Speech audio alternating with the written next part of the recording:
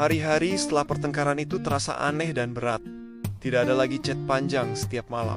Tidak ada lagi stiker lucu di pagi hari. Tidak ada lagi suara Alia yang menanyakan kabarku dengan penuh semangat. Semuanya berubah dalam waktu singkat. Seolah-olah seseorang mematikan lampu di dalam hatiku. Kami masih saling menyapa, tapi sekadarnya. Pagi? Iya pagi. Sudah makan? Sudah. Pendek datar, hambar. Padahal dulu satu pesan bisa jadi obrolan berjam-jam. Aku mencoba sibuk dengan kerjaan supaya tidak terlalu memikirkan dia. Aku ambil lebih banyak proyek, begadang hampir setiap malam, memaksakan diri tetap produktif. Tapi semakin aku sibuk, semakin terasa kosong. Saat layar laptop mati, pikiranku kembali ke dia. Ke senyumnya, ke suaranya, ke caranya mendengarkan ceritaku. Aku mulai sadar, aku kehilangan lebih dari sekadar teman ngobrol. Aku kehilangan seseorang yang tulus peduli padaku. Suatu sore, aku duduk sendirian di teras rumah.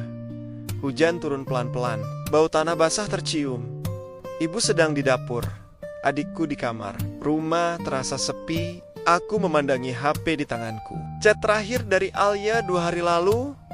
Aku lagi capek, mau istirahat dulu ya. Sejak itu, tidak ada kabar. Aku tahu istirahat dulu itu bukan cuma soal fisik. Itu soal perasaan.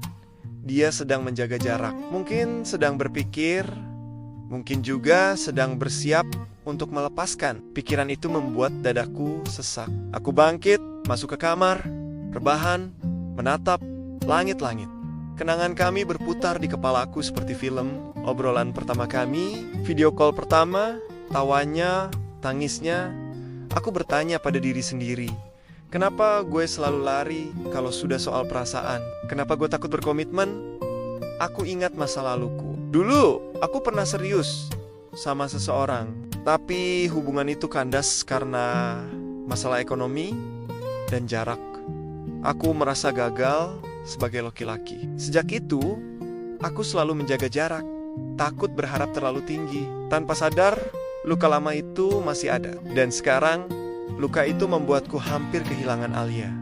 Malam itu, aku gak bisa tidur. Aku duduk di tepi kasur, memegang HP, berkali-kali ingin mengetik pesan, lalu menghapusnya lagi. Alia, maaf hapus, aku kangen.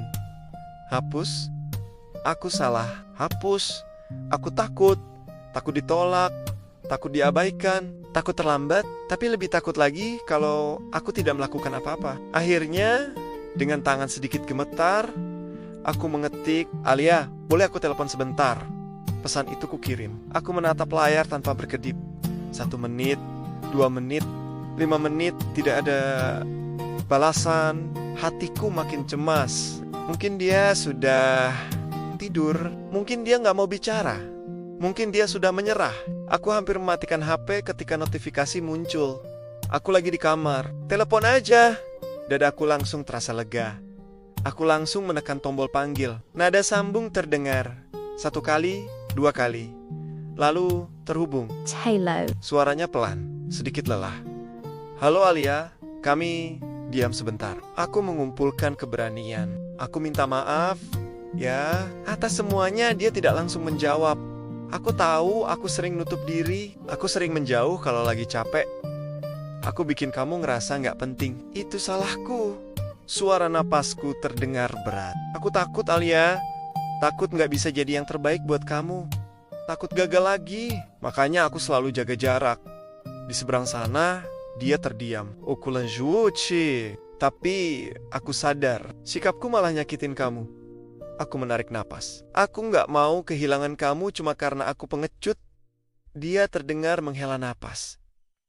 Kenapa kamu baru bilang sekarang? Karena aku baru sadar sekarang.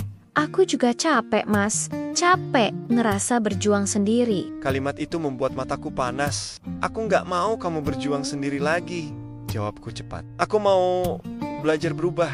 Aku mau lebih terbuka. Aku mau lebih jujur. Apa kamu yakin? Aku yakin, karena aku sayang kamu. Kata itu akhirnya keluar, jujur. Tanpa ragu, tanpa topeng. Di seberang sana, terdengar isakan kecil. Kamu bikin aku nangis lagi. Maafi. Bud. Kami sama-sama tertawa kecil. di tengah suasana haru. Beberapa detik kemudian, dia berkata, Aku juga sayang kamu, Mas. hatiku seperti meledak. Rasanya hangat, lega, bahagia, seolah beban besar di dadaku runtuh. Malam itu kami ngobrol lama tentang ketakutanku, tentang kesepiannya, tentang harapan kami. Kami berjanji untuk lebih jujur.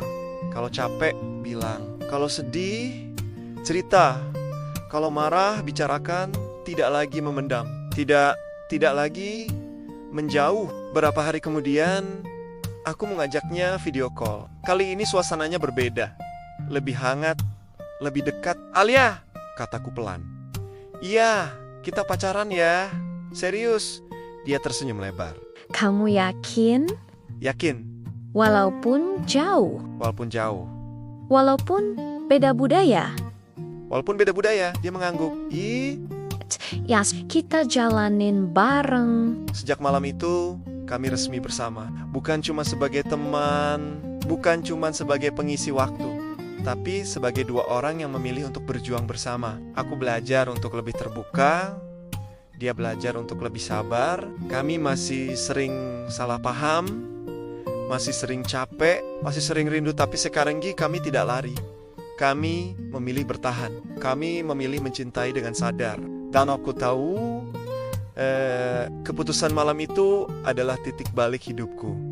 Karena untuk pertama kalinya aku tidak lari dari perasaan. Aku memilih untuk berani